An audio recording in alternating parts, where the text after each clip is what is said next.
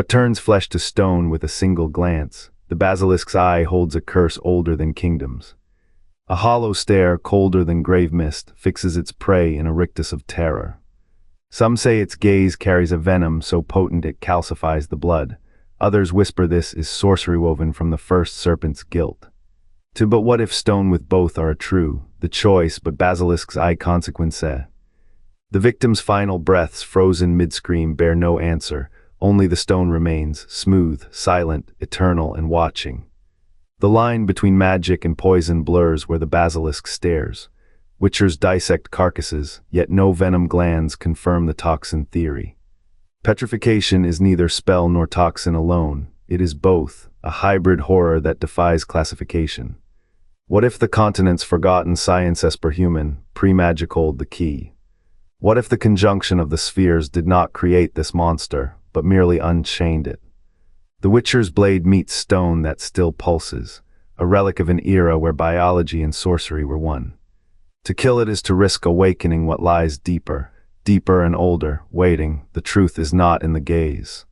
It is in the silence after, and the silence is growing. 102 words. The silence does not forgive, it calcifies, a toxin, an incantation, both or neither. The basilisk's eye is a wound in causality, stitching flesh to hex. To look upon it is to inherit a paradox, a venom that does not flow, a spell without a caster. Preconjunction relics are not bound by mortal dichotomies. They exist in the interstice between breath and bone. Asterisk, the tower of the swallow asterisk first etched its name in ash, a creature older than the continent's fractured treaties with darkness. Asterisk, the tower of the biochemical swallow weapon, old magic, sinew, the older than the texts offer no surrender. Only this stone is memory made solid. Those petrified retain their final expression, their last heartbeat trapped in the lattice. The basilisk does not kill, it archives, and the oldest archives whisper that the venom is the magic is the venom. The truth is not in the gaze, it is in the silence after, and the silence is growing. The bestiary's ink bleeds a truth few dare parse. Sapkowski writes, the basilisk's stare holds venom and hex, both are false. Both are true, there the duality, the lie of separation. A witcher learns to distrust binaries. The gaze does not merely sting. It does not merely curse, it stitches the two. A toxin that carves sigils into the flesh, a hex that mimics biochemistry. The stone spreads not from poison alone, nor from magic alone. The basilisk's eye is a bridge between what the body knows and what the soul fears. To look into it is to invite collision, the alchemy of dread. The venom's shape is a spell. The spell's structure is a toxin. The journal entry calls it a wound without wound, a phrase that haunts. A wound implies matter. A wound without wound implies absence. Absence of what? The line between craft and carnality dissolves. The bestiary says the basilisk was bred by warlocks, yet its method defies their design. The warlock's hand made it. But the void in its eye was that intent, or accident. The petrification begins at the cellular level. But the horror begins in the mind. The gaze is not a weapon, it is a question. A riddle posed to the very laws that bind reality, and the answer is the stone, cold, final, unanswerable. The silence after the stare is not absence, it is resolution. The collision of venom and hex, the basilisk does not kill. It translates flesh into monument, life into legend, and the legend, it grows in the gaps between what is seen and what is never spoken. The basilisk's gaze is legend, a single glance and the unfortunate are statues, but beneath that truth another stirs. In the marsh reek of Velen, a peasant's breath once hitched at a memory, etched in the stony silence of his hands. He spoke of a traveler, flesh not frozen by sight but by touch. The man had reached, fingers grazing the beast's scales. A hiss, a shudder, his palm stiffened first, then his wrist. His voice, the last to go, cried out as if the stone were not his skin, but his own voice being swallowed. The witchers file it away, a footnote, an exception, but exceptions are cracks in logic. What if the basilisk's power is not one thing but two? A venom that slinks through contact, a curse that coils in the eye. Imagine the scales, slick, cold, bristling with a poison that does not kill but pauses the blood, the breath, the beat. The victim becomes a monument not of death but of suspension, a frozen gasp, the peasant's tale lingers. He described the stone as hot at first, flesh burning into mineral, then cold, a paradox. Petrification is often framed as magic's harshest joke. But what if it is biology, a serpent's adaptation honed in the wet dark? To look is to be paralyzed. To touch is to be archived. The basilisk does not just kill, it preserves asterisk. And here is the question that gnaws. If the petrification is dual, what else do we misread? The stories sing of eyes like twin moons, but the creature's claws, its breath.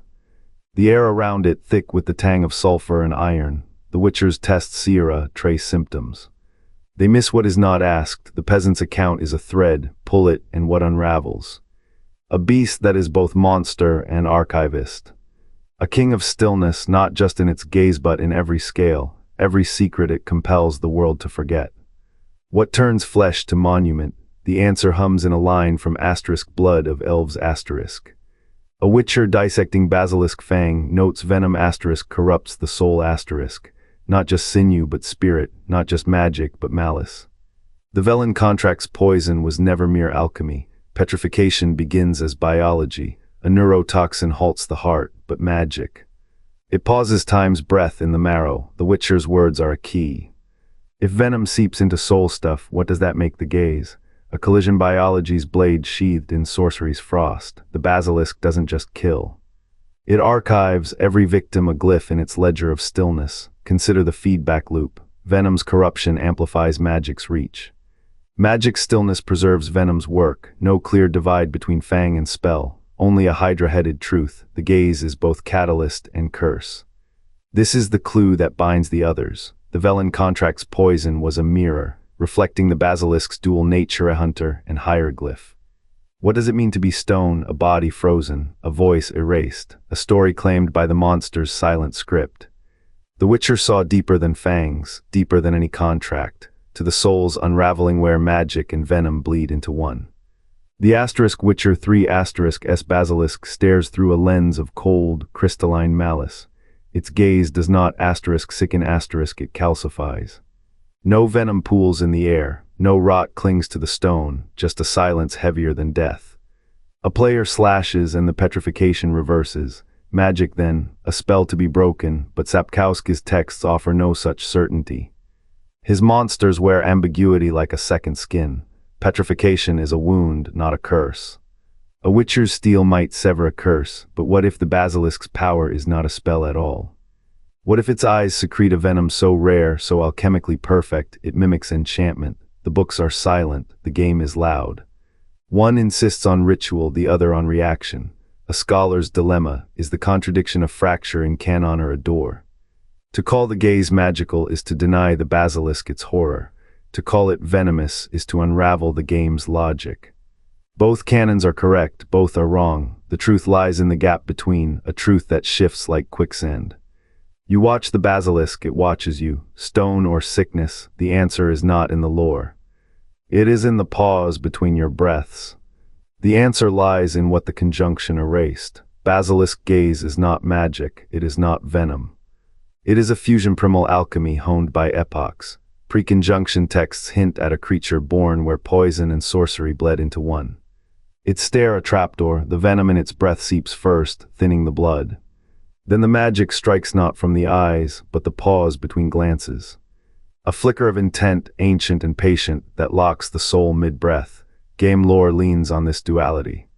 The petrification is not a spell, it is a symbiosis. The venom softens flesh, the magic crystallizes it. No canon source confirms this. Yet every clue aligns. Books suggest basilisks were once serpents, cursed by elven sorcerers. Games show their lairs, damp, riddled with mineral veins. The stone that forms in victims is not magical residue. It is mineralized tissue calcified by venom, quickened by a will older than magic. This is the basilisk's truth, a bridge between eras. Before the conjunction, magic was not separate from the world's rot and growth. The basilisk's gaze is that world's last whisper, a venomous spell, a magical poison, both, neither. Just the pause between your breaths where stone begins. Consider the alchemist's vial, consider the magus sigil. Both unravel the basilisk's truth, yet bind it anew. The Witcher's blade has always carved dual edgestone for venom, one for hex. Now the line bleeds, petrification, a curse or a toxin. The answer coils in the creature's eye, a paradox honed by evolution's cold hand. To study it is to stand at the crossroads of elixirs and incantations. The Witcher's role fractures. Are they executioner or archivist? The gaze that turns flesh to marble is neither holy spell nor poison. It is a wound that whispers asterisk both asterisk. Imagine a horror older than cathedrals, older than the first circle of blood. Its power is not in choice but synthesis. The basilisk does not corrupt, it converges. Its venom weaves with magic like veins of starlight through a corpse's dusk. Witchers once dissected anomalies. Now they confront a truth that defies dissection. The continent's oldest evils thrive in the space between categories. This duality is no mere trick of physiology or sorcery. It is a mirror. What if the greatest horror is not stone, but the Witcher's own reflection split between blade and brew, prayer and poison? The archive shudders. The gaze lingers and stone breathes, if only to forget it ever lived. 244 words. The archive whispers of dual truths. What if the basilisk's gaze is not choice but collision magic and venom as twin engines? The eye does not command, it corrupts. A toxin that bends light, a spell that fractures matter. You blink and the world hardens. But what of others? The ghouls moan, the wraiths touch. Are they single-edged blades or folded knives? The texts omit, the scholars omit. You omit until the question curdles. What if every horror wears its secret in two tongues, one for the body, one for the bone? The stone still breathes, it has not forgotten. 122 words. Beneath the basilisk's stare, truths calcify. Science or sorcery, the eye that freezes blood also cradles a riddle older than bone. But tonight we turn from stone to shadow. What asterisk really asterisk makes a lesson scream?